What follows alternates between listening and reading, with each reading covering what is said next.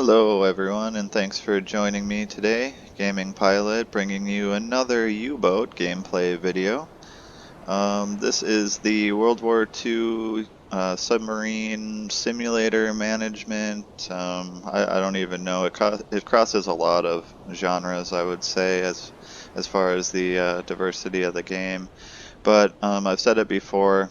It's one of my favorite games of all time. It was. Pretty much as soon as I played it, and they've done a few updates since then, and it's just gotten even better. So I would highly recommend this game to anyone who really is into submarines or World War II, anything like that. Definitely the best submarine simulator that I've played. It's an awesome game. So, with all that being said, I was just going to run through today and basically do a little boat tour. And we're sailing here in the North Sea. I'm on a really basic patrol mission. And with this recent update, they offered full-time control and everything. Before, the time was dynamic, so when you were in the open ocean, it would speed up, and um, when you got close to shore or another ship, it would slow back down to real time. But now they actually gave you like full time control, so you can speed up just about any time. Still when you're around ships and stuff, it's limited, but essentially the big thing is out in the open sea, you can completely control your time compression. And it comes in handy big time for planning. Sometimes it's nice to fast travel, of course, but it's also nice to have the ability to slow down back to real time and do your little tasks and stuff. Also, in this newest update, they added the ability to schedule your crew for different schedules, so they'll automatically perform their tasks. It's awesome. So we can cover that in another video. For today, I just again wanted to do a tour. So essentially, there's a couple different views here. Your exterior view, then when you zoom in a little bit, it automatically goes to a cutaway view. Over zoomed it a little bit there. And this is a super useful management view for just planning out your tasks and assigning everyone real quick. They also gave a shortcut now to do in this latest update. Some of your tasks that you do regularly, instead of finding them in the boat, you can just hit tab and it pulls up the menu. So that's awesome. But you can also, of course, go into first person view. So here's our captain. He just got done from a shift actually, but I don't think he'll mind giving a tour. So let's start from the front of the ship. And up here is the bow torpedo room. So this is where, of course, boy, those guys are like basically twins too. There we have 4 torpedo tubes up here. And we also have room for, I think, in all, the Type 7 U-boat carries like 14 torpedoes. So you have your 4 tubes. There's 2 sitting here. The under the floor storage holds, I think it's 3 more torpedoes. Maybe even up to 5 down there. And then there's 2 more that are actually up above this, but between the decks. And in the back of the ship, there's one stern torpedo tube, and there's also an underfloor storage there for 1 extra torpedo. So quite a loadout here, actually. And as you can see, the bow storage torpedo room also acts as the forward crew quarters when it's not being used for torpedo maintenance and loading and things like that. So pretty cramped quarters. This wouldn't be that fun. And in reality, of course, they'd probably be hot bunking, meaning as one's sleeping, the other one's working, and basically at shift change, you hop in a bed that's still warm from the guy before. So, and just even these little details like the torpedo loading hatch, you can't really do anything with it, but this is how they would load the torpedoes using a crane, and you'd bring them into the torpedo room. So those details I think are really cool. Our second room here, this is essentially the officers' quarters. I think it's also called the battery room, because in here is kind of your junction boxes for a lot of your your battery connections, which if in an emergency you could cut power to a certain part of the ship if need be. This is also the forward head, which is a pretty small bathroom. No shower on these boats, actually. I believe the men would go the entire time without actually showering. They could wash with some fresh water from the desalinator on the boat, but essentially, you didn't actually bathe or shower for 30, 40 days, whatever the patrol was. All right. So let's move on. So here's yeah, quite a few crew or officer beds here. And then here's our captain's bunk. That's where we started from. But also here is our the listening room. So this is for your hydrophone, and that's used to detect other boats underwater. I mean, we have to be underwater, not the other boats. I'm sure it could detect boats underwater or above the surf or on the surface. Of course, mainly used for on the surface, but this is where the radio operator sits, and you can actually do this manually too, which is pretty cool. And you just turn the valve, and it turns the antenna, and you can get a bearing on the ships and whatever's around you. And apparently, like, the operators got so good in World War II, just from listening, they could usually tell you what type of ship or how many ships were out there in a group, and on some cases, how many blades on a propeller, one of the ships was using. So they got really, really good at that over time. And then the second is the radio room. So the front one's your hydrophone. Again, that's for listening to the acoustic signals around you in the water. The radio room is for transmitting messages to and from headquarters or to other U-boats, essentially. That's what that would have been used for, in coordinating attacks, which is pretty cool. Of course, everyone's familiar with like the U-boat wolf packs. That was not previously available in this game, and with this latest update, that was just added. So I haven't even done it yet, but I'm very excited. So now moving into our control room. And of course, this is where, if you watch submarine movies, a lot of it seems to take place, a lot of the action anyway, because this is really the heart of the ship. They even have some extra provisions stored in here. But over here is your depth steer station, so this is where your sailors would sit that are steering when you're underwater, or when your ballast tanks are full, and even maybe you're doing a deck of wash on the surface, but they steer your dive planes, your fins that control your dive basically. And next to that are your set of valves which flood the tanks, or use the compressed air to blow the tanks, all the water out of the tanks, so you can resurface as well. And I had a really cool, basically I had the exact almost exact situation from Das Boot happen, where I was hit by a depth charge and I sunk to the bottom, but the bottom was only like 150 meters deep. So in this boat, I think you go up to like 275 or something like that. So I was sinking, but I was saved by the bottom, and we managed to patch the holes, and then I blew the tanks and surfaced. I wish I would have recorded that, but anyway. This is your navigation station. So in the game, see, we're determined at 34%. Every once in a while, you need to have a navigator on it so you can determine your position. If you don't, you can become lost, and then your position disappears from the map. And essentially, if you keep moving, you don't always know exactly where you're going to end up. It's better just to sit still, I've learned in that case. But anyway. And here is the observation periscope. So this one pops up from the floor, and then this is the observation periscope. There's two on the boat.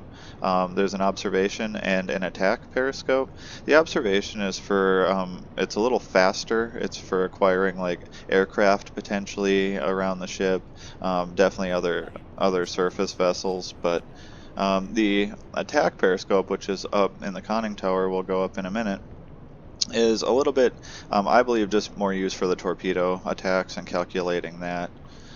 So in action, though, you can use both. You can have a leader type officer on both, and they help calculate your torpedo courses much faster.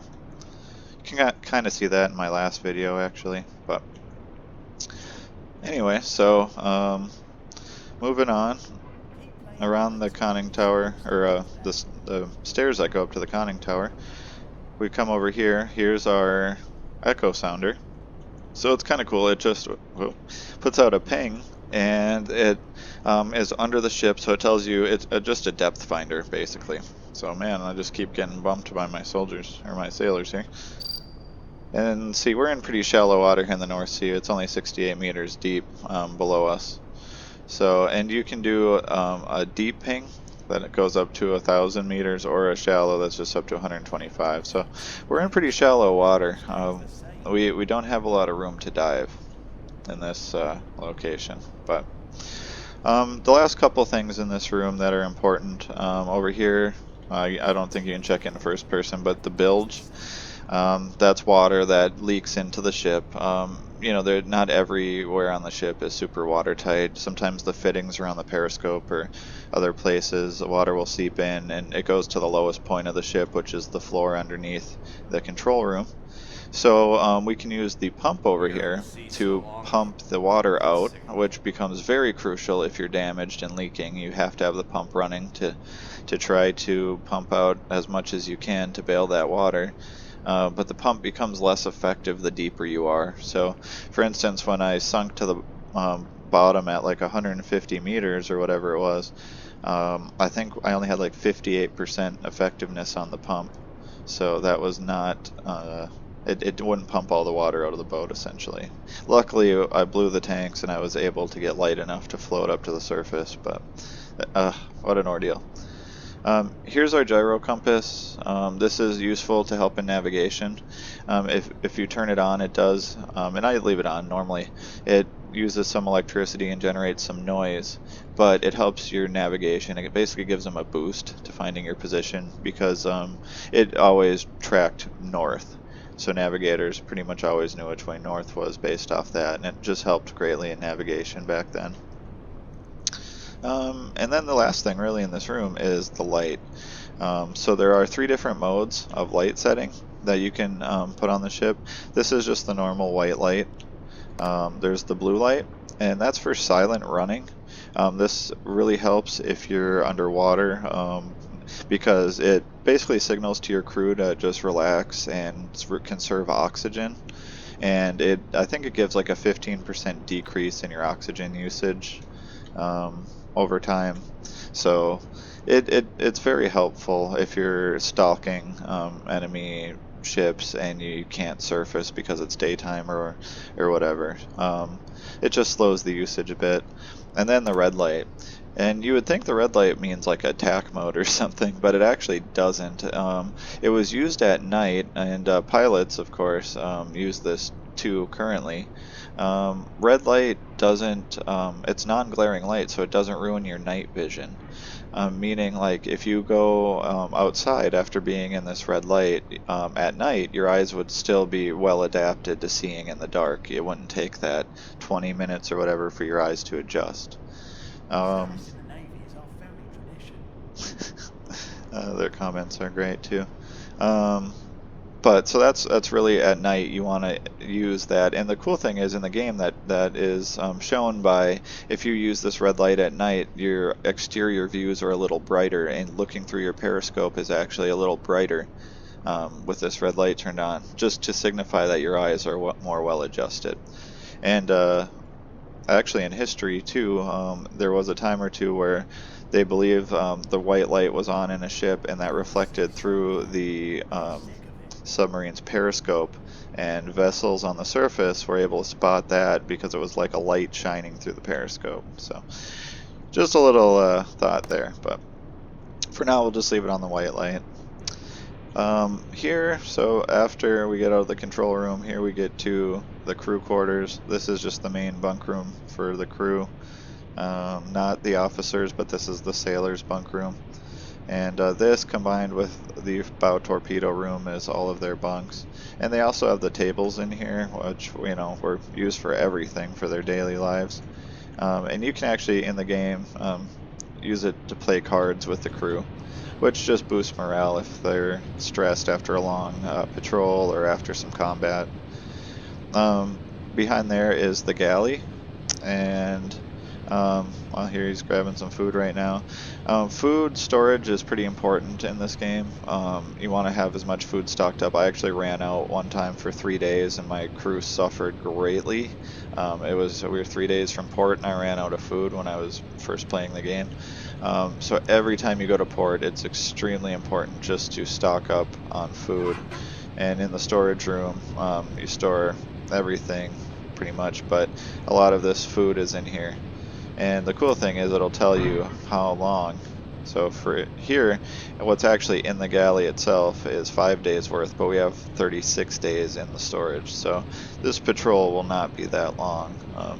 But every time you go to port, you'll learn to stock up. It doesn't hurt to have extra food. So. And then there's also the stern head in here as well. So if you remember, there was one up in the officers' quarters, and there's one back here. So I think in reality these were crewed by like 40 to 45 men, and 2 bathrooms and the small galley and stuff. Man, that would have been tough. And in the game, I think we have like 23 total, or maybe you can get up to like 25 crew. So it's a little bit less. It certainly would, make the ship a lot more crowded if it had the realistic crew size. And you can see I'm already getting bumped by everybody. So I think that's a big part of why they didn't do that.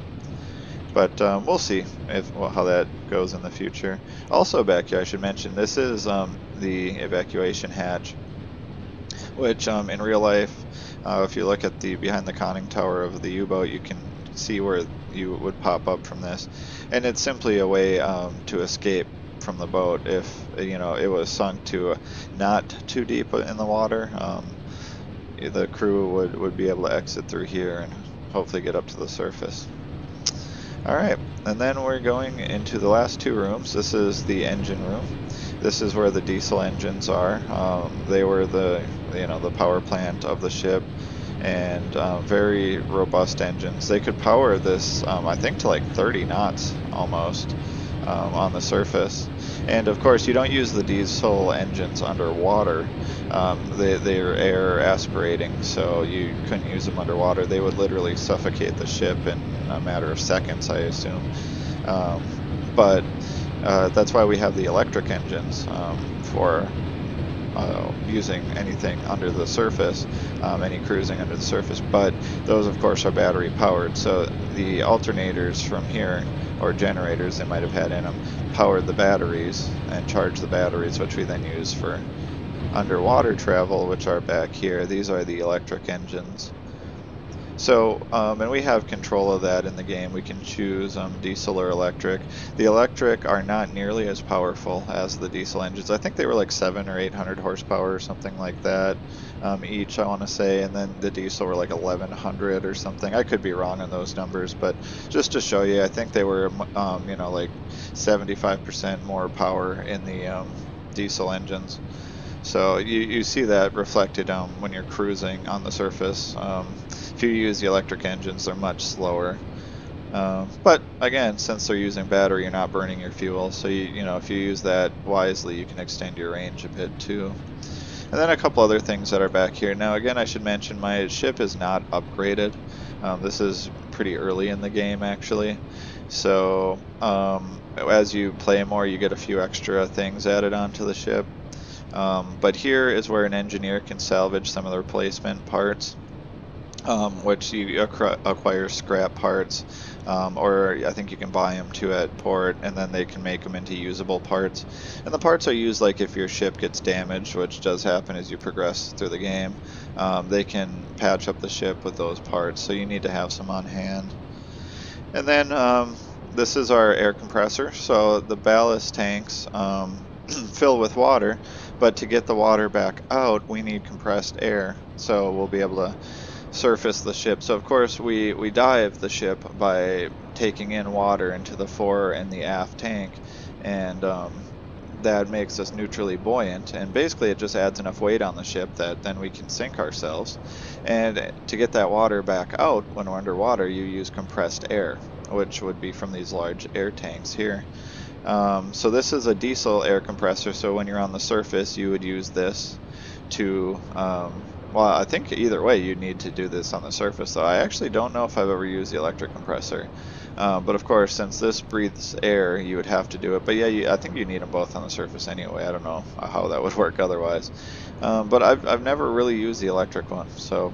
But I have used the diesel. I guess maybe if you were really worried about fuel, because it does burn a little extra fuel, maybe you'd use the electric one. And maybe it's just a good backup. But and as I mentioned, so here's the aft torpedo tube. There was just the one stern launcher, which comes in handy though, especially if you're being pursued by enemy ships. Once you get the T5 torpedoes that home on propeller sounds, I've had a few successes where I'm being tracked by an enemy destroyer or corvette, and I would launch the stern torpedo and manage to hit them and at least slow them down, and sometimes they break off the pursuit. And then there's room for one more torpedo underneath the floor here too, so you get 2 shots out of the stern. Alright, so we're just about done with our tour here. Let's go up to the conning tower. So we're going back through the ship. Gotta push our way through sometimes. And it's cool when you walk up, he just ducks right through the portholes and stuff. That's awesome. I think that's what they're called. Maybe not, I don't know. So this is the first level of the conning tower here. And this is, well, one thing, you can close these off, these bulkheads, and what that does is sometimes you get damaged, and if water comes leaking in, there's a few parts of the ship where you can close these off, and essentially would prevent you from sinking if you did it, quickly enough. But this is essentially too where the helmsman would sit, right there, I believe. And he steers the ship when you're on the surface. The depth steers, and maybe he also does the rudder, possibly. I'm not really entirely sure, but actually I think that is what he does here. So, and I don't know if there is another station for it, but and over here too is the attack periscope I mentioned before. So if you remember, the observation periscope is down there. That's for like quickly acquiring even aircraft or other ships. But this is, I believe, mainly for acquiring targets on the surface, so enemy ships. And they both have really good zoom, which is super helpful for identifying the right ship. And then let's pop up. So there we're seeing some daylight. Alright, and we are up to, whoa, I actually didn't want to click into that. Clicked out on my captain. Alright, I was just trying to close the hatch actually. There we go.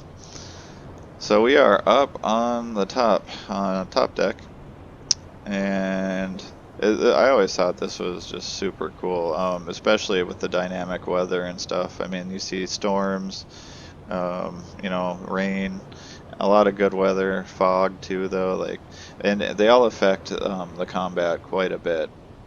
Of course, in fog you can cruise on the surface without as much worry of being seen, but if you're going to try to attack using your deck gun or anything, it becomes way less accurate. So up here though, as you upgrade the ship, you get more antennae and things. But you have your targeting sight, which our first mate here is using.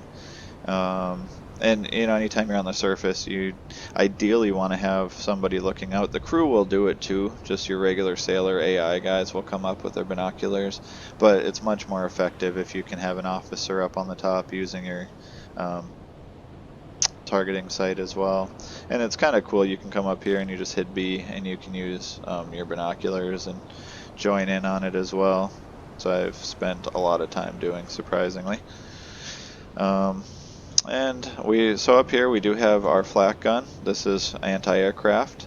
I actually in my last video also used it to sink a ship because I ran out of, the ship was already heavily damaged, but I hit it with a torpedo and I ran out of my deck gun ammo, so I had to use the flak gun. Let's pop down the stairs real quick. Alright, and then up here, this is our deck gun. It is an anti-ship weapon, and it works quite well. Takes a little bit of practice, but the more you practice it, and you can upgrade your sailors too to use it a little better, it gets way better and way easier to use. And I've actually started hitting enemy ships at really pretty far ranges, surprisingly to me, using this deck gun, even with the pitching of the boat and everything. So um, that's pretty much it. Yeah, there's really not much. I mean, there's the evacuation hatch I was telling you about right there. But that's, yeah, this is pretty much everything on the ship currently. And I don't know, there might be, more added in the future. But I think it's great, just the amount of, you know, just control and options and everything. And then once this game has a bit of a learning curve, especially like once you start taking damage on how to save the ship and knowing what can be, um, what can damage you can take and still survive. And I don't know, it's been a really fun game. I'm a few hundred hours in, and I feel like I'm just getting warmed up. So I actually haven't even completed the entire campaign yet. Last time when I was trying, I got a few years in. I was into like 1944, and this new update came out, and with the start of the new update, I had to start over. So, but I'm happy to do so. Totally worth it. And if you have any questions, comments, I'm more than happy to hear them. But hope you enjoyed the video, and we'll see you next time. Thanks for watching.